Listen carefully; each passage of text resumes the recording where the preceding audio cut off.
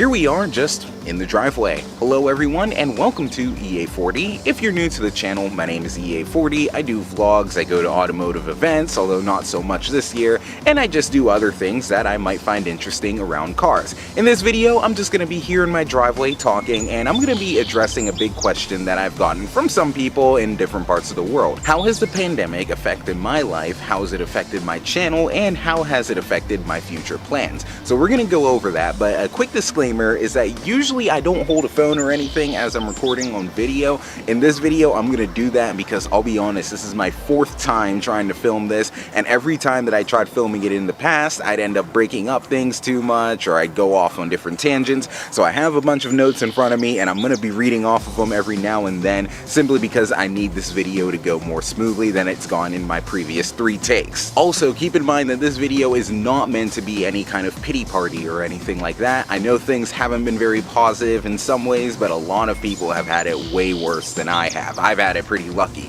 compared to so many other people, so don't jump to conclusions please, and I promise this is not going to be an all negative video. So let's start out with my private life, and usually I don't address much with my private life here on this channel or on any of my other platforms, but I figured, you know what, I'll elaborate a little bit in this video specifically and this video only.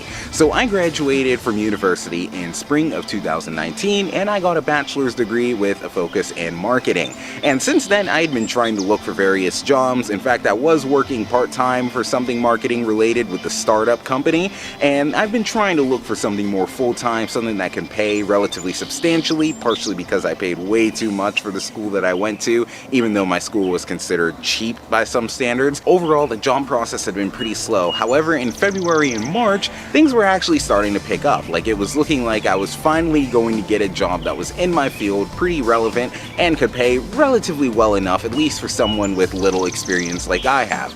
Unfortunately, the pandemic hit and basically everything evaporated, and part of it does suck, but at the same time, I realized that with all the previous jobs that I had either applied for or had interviews with, if I had taken one of those jobs, assuming that I got offers for all of them, with all of those jobs, I would have been either laid off or furloughed or something like that. So in a way, I haven't lost too much.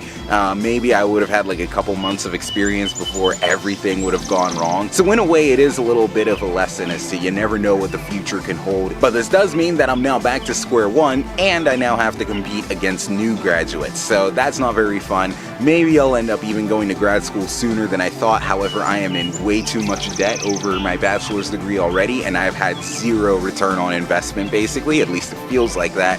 So I'm not exactly sure what I should be doing at this point. What that also means though is that one of my biggest car goals is not happening this year, and I'll address that later on in this video. Let's turn the page to some of the projects that I had planned this year. Now, not all of the projects would have been visible on the channel. However, the biggest project would have been visible on this channel, even though this channel wouldn't be the direct motivator behind it. And it was a big project that I was planning. In fact, it would have involved the production crew, it would have involved actors, it even would have involved sponsors and stuff, and it just would have been a huge production. Almost similar to what you would see on basically Top Gear, since that's a clear synonym that a lot of people like to draw. Basically though, that's not happening, at least at the moment, because I was even starting to build up the right kind of crew. I even met some of the right people who were telling me some of the ropes. One of them even told me like, hey, you don't really need to look for crowdfunding on GoFundMe or anything for this production. You could even reach out to a production company and see if they'll help you out. Here are where the problems started though. For one, you had all the social distancing restrictions, which meant that it was going to be pretty difficult, if not impossible legally, to put together a bunch of crew members and a bunch of cast members. Along with that, it was also a case of how do I get the right funding from production companies? Because whenever it's an economic downturn, companies and people don't really want to be donating as much or allocating certain funds to some places because you never know what the future can hold. So that ended up kind of closing a lot of doors on me. I'm really trying to explore my options. What I know though is that at this point, if I'm going to move, I have to kind of move quickly before things end up locking down again. But I do want to have it done safely because I don't want to have a production going on, even if I get the funding and everything. I don't want to have a production going on and then it turns out that like 3 of my crew members or something suffered from COVID-19 or something like that. I don't want to be responsible for that. I don't think it would be a good look, and I don't want to put other people in danger stranger like that for basically what is my dream. So I have to look at some of my options, but we'll see what I can do with that. Speaking of funding though, that also addresses some of the car events, either some of the ones that I wanted to go to or I didn't really plan on going to, but they're all pretty relevant in this case anyway. Let's start with Monterey Car Week, one of the biggest car events of the whole year. Now here's the thing, a lot of the smaller events that are now canceled, and obviously the big events are now canceled, I kind of saw all the cancellations coming before it was officially announced, and I'm not talking about various leaks and stuff. But here's the thing, like I said earlier in the video, whenever there's a big economic downturn, people don't really want to spend excess in a way. And in many cases that involves marketing or even sponsorships and stuff, and you can see where some of the problems start. So a lot of the companies, they wouldn't really want to sponsor a smaller car week event or a larger car week event when they know that at best there won't be as many people in the event, or there may be issues going on in their own company and they just kind of have to play it safe. So as a result, that meant that basically the sponsors weren't going to be playing ball this year, and so I kind of knew that a lot of events were not going to happen before they even announced that they weren't going to happen. And that's even excluding if the events would even be allowed to legally happen due to social distancing restrictions. Based on how the COVID cases in California are going, it's going to be quite a while. But how about the more local events? Well, there is a Pittsburgh Vintage Grand Prix, and it's a huge event. In fact, I still need to finish my video from last year, which is the hardest video I've ever edited. But basically, it's a huge event, and it's a very fun event. I recommend everyone goes. Unfortunately, this year, the event is somewhat canceled. They announced a few weeks ago that the event was completely off, all the events surrounding it, including the kickoff rally, which I really wanted to do. That's a time, speed, distance, or regularity rally, similar to the Mille Miglia. I really wanted to do that, but it's not happening. And then they've canceled a bunch of the other events. Now they are starting to pick up some of the events now based on how they can socially distance stuff. I've even missed a few events that I wanted to possibly take a part in. I know the local Alfa Romeo Club had some kind of event. I wasn't a part of that, but there are going to be some other Pittsburgh Vintage Grand Prix events going on, but the big race weekend, that's just not happening this year, unfortunately. And then there are also the auto shows. Now I've wanted to go to an auto show partially to see a bunch of the new car reveals, but also these kind of auto shows are really great for networking purposes. I know that's something that especially car spotters don't fully realize, but that's a big reason to go to a lot of these automotive events. Well, the Detroit Auto Show, it's just completely not happening this year, and who knows if it's going to even go on in the future, because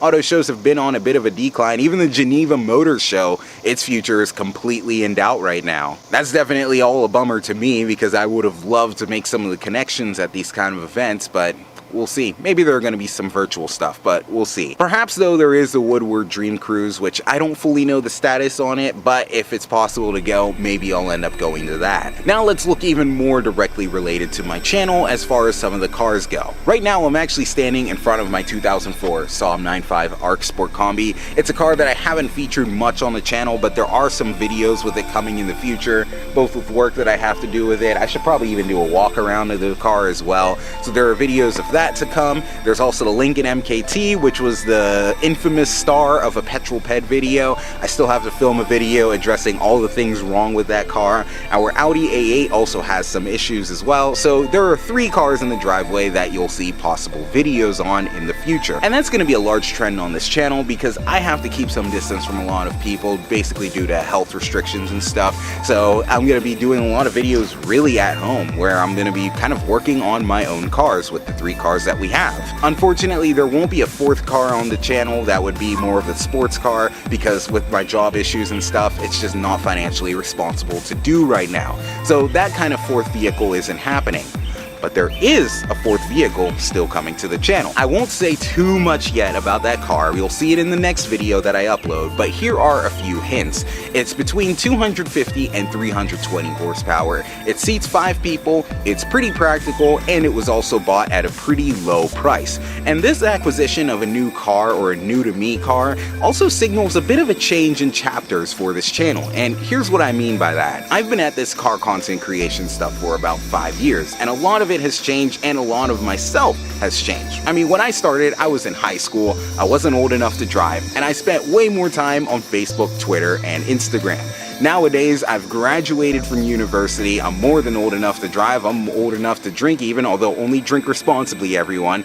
And I spend way more time on LinkedIn than I do on Twitter and Instagram. Kind of shows you that priorities have changed a good bit. And then other than just the time and priorities and responsibilities of growing up and getting some more bills, there was also a case of me really evaluating my content, especially as I was studying in business school, and just trying to figure out what was working, what wasn't working, and how I should be changing things, and even figuring out like where people care about content and where people just don't. And with much of my old content, something that I eventually realized was that I was basically just another kid behind a camera, which is a terrible way to try and grow a brand because it's just too saturated and people just don't care much about you, both on the local level in the local car scene, as well as basically on the big worldwide web. I remember even one kind of demoralizing moment was seeing an old post on Instagram from someone else where they basically took like a screen grab of one of my videos and stuff, and then I came up and was like, yeah, hey, that's my video, and I was just completely shrugged off, which basically sent a message that my car content at that time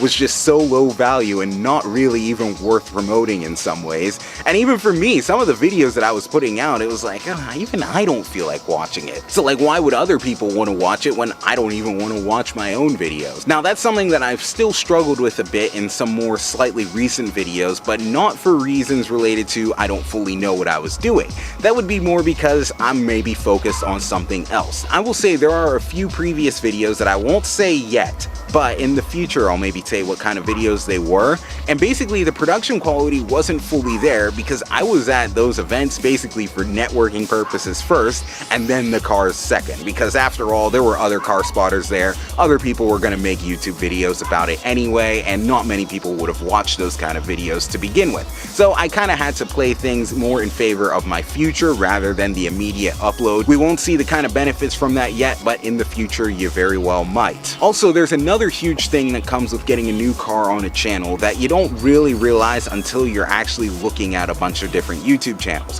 When you look at a bunch of channels, you'll realize that all of them have like some kind of big theme that ends up providing a lot of content. So in the case of, let's say, Shmee150, he's always going after like the latest and greatest cars, or maybe the most exclusive kind of stuff. Seen Through Glass, he's basically just showing kind of experiences related to cars. Archie Hamilton Racing is starting to show more of racing around cars, which is something that some of us have wanted for so long. Thank you, Archie, for finally getting back to that stuff. And then for other content creators, they have some kind of journey surrounding their car. So in the example of Seen Through Glass, when he was traveling the world, there was a 911 Carrera T. And then there are a lot of YouTubers that do basically project car rebuilds. As for me though, I wasn't really mastering any of those areas. Part of it had to do with the car that I had. Now this Somme, I've had it for a few years and stuff, but there was always a feeling that I don't want to put much money into this car because I'm going to want to put that kind of money into a future car. And that's somewhat what's happened here with the newer car that I have in the driveway. That new car is probably going to be around less than this car has been, but with my channel being a little bit bigger and more access to like partners and even sponsors in some cases, basically it's going to be an easier case to justify putting more investments into that car as opposed to investing more into the car behind me. But basically I was at a point of limbo where I wasn't really spending any money on this car, I wasn't really doing any kind of journey with it, but then also the kind of supercar content that I wanted to do, I didn't really have the access to film like the most exclusive and the most rare cars and stuff, so I was basically, like I said, a kid behind the camera with not very high-end content. Now, even though things are changing, I still don't fully know how things are going to turn out. I hope it's going to be better, but you know what, we'll see, and I'm still learning, to be honest. We're finally reaching the end of the video, but I understand that some people may be caught a little bit off guard with this video, especially maybe even in the local car scenes. For people who maybe thought that I'm really just a kid behind the camera and just kind of expected me to keep doing what I was doing, sorry if this video caught you off guard. I appreciate you watching, if you even were watching. However, the thing is, I need to grow a brand at this point, I need to grow a hobby, and I want to be able to upload more than just 12 videos a year or something like that, so I kind of have to smarten up some things. So we're going to try and kick things into a higher gear, but like I said, I'm still learning, and we'll just try and figure it out. And when I consider some of my own talents, I know that I'm a good presenter, I know that I can have a good presence, so I'm better off channeling my energies into stuff like that, and being a good on-camera presenter and a good personality, rather than trying to be some kind of cinematographer where I can't even compete against some of the better people in terms of like camera gear and budgets and stuff like that. If any of you have any questions or concerns, definitely comment down below. If you're caught off guard, it is what it is. It is what it is. It is what it is. Thank you all for watching. I hope you enjoyed watching or listening to this video because there wasn't much to watch here visually. And in the next video is going to be the new car. Like I said, it's not going to be a very expensive car at all, but it is going to be very important to the channel. So thank you all for watching, and I hope to see you in the reveal video.